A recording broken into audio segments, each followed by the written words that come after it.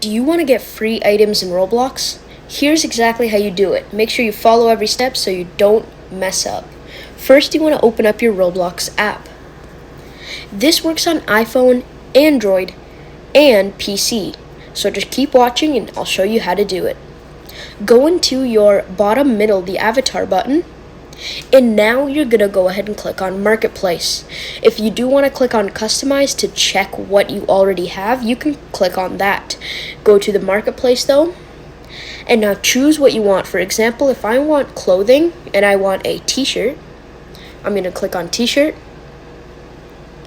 And now I'm going to wait for it to load. It's going to take some time for me. And there we go. Now what we're going to do is click on the three lines in the middle left, right there. Click on price range and make the maximum 0. Then we're going to click apply. And this is all the free shirts we can get. If I want, for example, this Roblox t-shirt, I'll click on it and I'll click free and I'll click get. I now have it. Great. Now how do we check it? Go back.